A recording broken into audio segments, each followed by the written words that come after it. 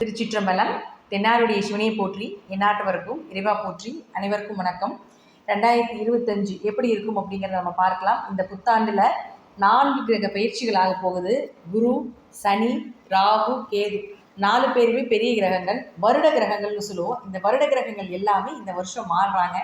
ஒவ்வொரு ராசிக்கும் எந்த மாதிரி பலன்களை கொடுப்பார் அப்படிங்கிறத பார்க்கலாம். குரு பகவானை பொறுத்த வரைக்கும் பெருசாக ஒன்றும் பாதிப்பை கொடுக்க மாட்டார். மறைந்திருந்தாலும் ஒரு யோகத்தை கண்டிப்பாக கொடுப்பார். இந்த ராகு வளர்ச்சியை கொடுத்தாலும் ஒரு கெடுதலையும் கொடுத்து ஒரு சம்பவத்தை செஞ்சுட்டு போயிடும். கேது அப்படின்னு சொல்லக்கூடியவர் தடை தாமதத்தை கொடுத்தாலும் கூட உங்களுக்கு என்ன மாதிரி விஷயங்களை கொடுப்பார் அப்படின்னு பார்த்துட்டிங்கன்னா, சைலண்ட்டாக செய்யக்கூடிய விஷயம் எல்லாமே கேதுங்க. எல்லாத்தையும் பிரம்மாண்டப்படுத்தி செய்யக்கூடியது எல்லாமே ராகு. வெளிப்படைய சத்தமாக செய்கிறது எல்லாமே ராகு. கேது சைலண்ட்டாக சம்பவம் பண்ணக்கூடியது கேது தான். அடுத்தது சனி பகவான். இந்த சனி அப்படின்னு பார்த்துட்டிங்கன்னா இந்த வருஷம் ஏன்னா இருக்கிறதுலே 2.5 வருஷத்துக்கு ஒரு தடவை மாறக்கூடிய கிரகம் அப்படிங்கிறது பெரிய கிரகம் அப்படிங்கிறது நம்ம சனியை சொல்லுவோம். அப்போ சனி பகவான் உங்களுக்கு கும்பத்திலிருந்து மீனத்துக்கு போக போகிறார். அப்போ ராகுவோட இணையக்கூடிய ஒரு 2 மாதங்கள், அதற்கப்புறம் பார்த்தீங்கன்னா 2.5 வருட காலங்கள் அந்த வீட்டில் தான் இருக்க போகிறார். அப்போ சனி பகவான் என்னென்ன பண்ணுவார் அப்படி அனுபவத்தையும் கொடுத்து பாடத்தையும் கற்றுக் கொடுத்து ஒரு ஆசானாக செயல்படக்கூடியவர் சனி பகவான். அப்போது இந்த சனி பகவான், ராகு பகவான், கேது பகவான், குரு பகவான் இவங்க எல்லாம் என்னென்ன செய்ய போகிறாங்க அப்படிங்கிறத நம்ம ஒவ்வொரு ராசிக்கும் எப்படி இருக்கும் அப்படிங்கிறத நம்ம முழுமையாக பார்க்கலாம்.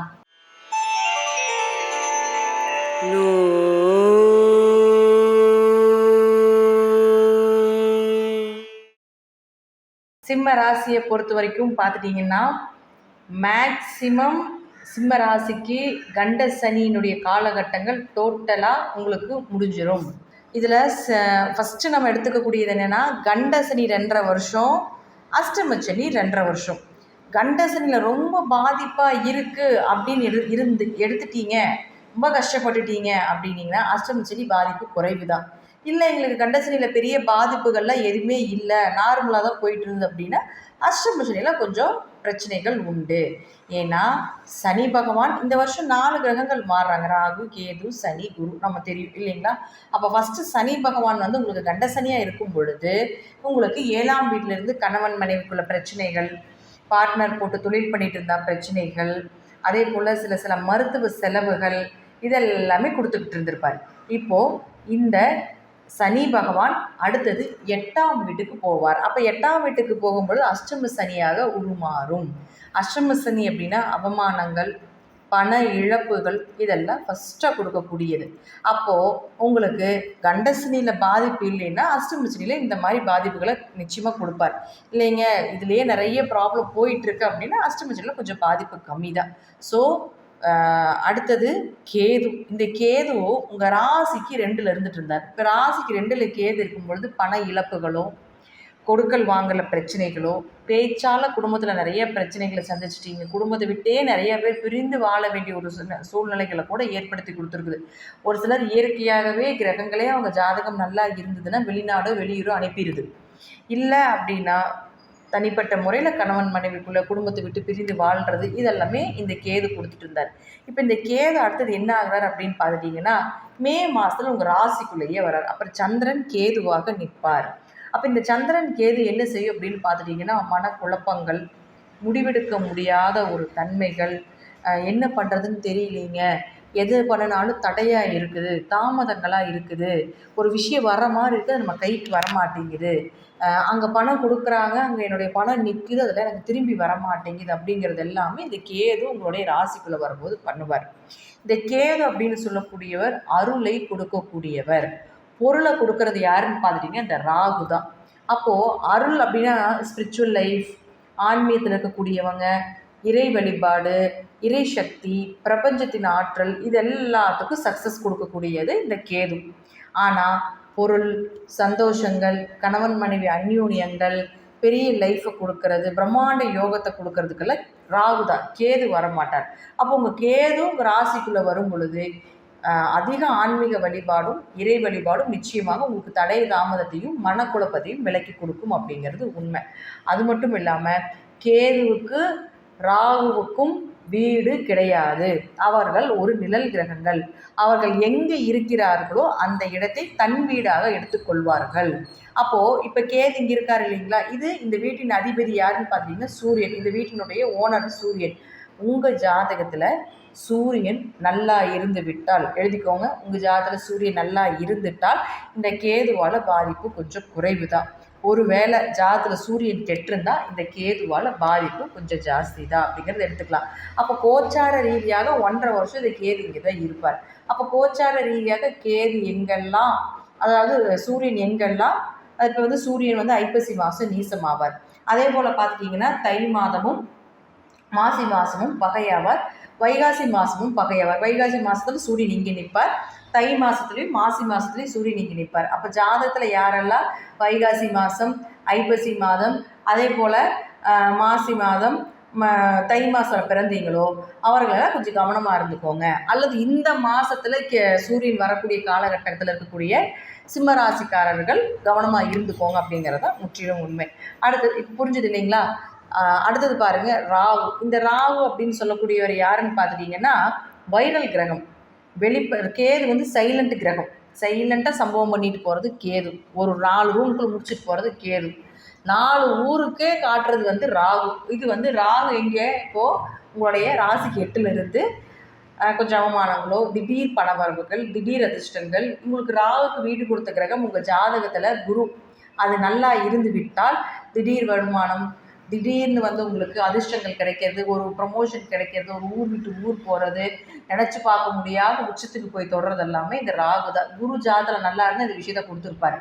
அடுத்தது இந்த ராகு பார்த்துட்டிங்கன்னா உங்களுக்கு நேராக என்ட்ரியாகி 7ஆம் வீட்டுக்கு வருவார்.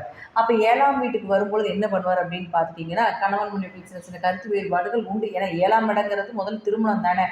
அப்போ திருமணத்தை செஞ்சும் கொடுப்பார். நீங்கள் எதிர்பார்த்தபடி ஒரு சிலருக்கு சனி வந்து உங்கள் ராகுக்கு வீடு கொடுத்த கிரகம் சனி. உங்கள் ஜாதகம் நல்லா இருந்துட்டா ஊரே மெச்சுற அளவுக்கு திருமணம் நடக்கும். ஊரே பார்த்து பொறாமப்படுற அளவுக்கு திருமண வாழ்க்கை, கணவன் மனைவிக்குள்ள அண்டர்ஸ்டாண்டிங்காக வாழ்கிறது, இதெல்லாமே நடத்தி கொடுத்துருவார். ஒரு வேளை உங்கள் ஜாதகத்தில் சனி கெட்டுட்டா கொஞ்சம் திருமணத்தை கொஞ்சம் தடைகளை படுத்தும், கணவன் மனைவிக்குள்ள கொஞ்சம் பிரச்சனைகளை ஏற்படுத்தி கொடுக்கும். ஏன்னா கோச்சார ரீதியாகவே ராகு இங்கே வந்ததுக்கப்புறம் ராகுக்கு வீடு கொடுத்த சனி 8க்கு போய் மறைகிறார்.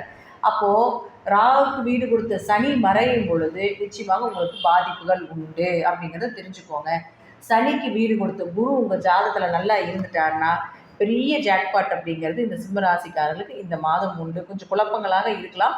இன்னொரு தடவை இந்த வீடியோ நீங்கள் போட்டு பார்த்தீங்கன்னா நீங்கள் ஜோதிடரே அணுக வேண்டிய அவசியமே கிடையாது. அந்தளவுக்கு தெளிவாக கொடுத்துட்டேன்.